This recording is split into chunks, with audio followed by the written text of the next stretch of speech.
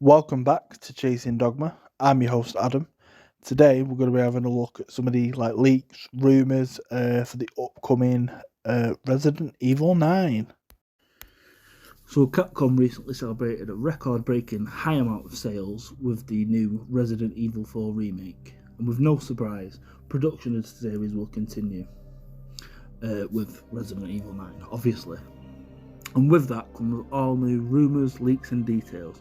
It should also be noted, however, everything that you're about to hear is currently a rumour and should definitely be taken with a grain of salt. With saying that, I was very shocked on how many rumours and leaks turned out to be true when we got a lot of the rumours prior to the release of Resident Evil Village. So all this comes from, we've had about a year and a half ago, we got a list of upcoming Capcom titles. You know, we've got Resident Evil 4 being on there. We saw something about Hunk on there, so maybe that's a DLC or something, I'm not sure. We'll have to wait and see. But yeah, let's jump into it. So the title of the upcoming game will be Resident Evil Apocalypse. This will likely be the final game featuring Chris Redfield. It'll be a single-player game. Jill will also be present, but she's going to likely have a similar role to Ada in Resident Evil 4, so, you know, not like a main character or anything. The game will follow Chris's journey to the BSA in Europe, you know, continuing on from the ending of Village before the epilogue of Rose at the end. There's no mention or continuation of the Winters family. I think that was a given. The game has been in development for 2 years, and it will be using unused assets from Resident Evil Village and Resident Evil 4, you know, as well as some original stuff. The leaks also state that Claire will make a brief appearance, so I found that quite interesting.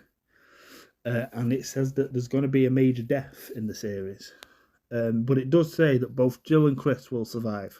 Obviously, we know Chris survives, as he's one that trained Rose in the Shadows of Rose DLC, and that's set 16 years after Village, so that was a given.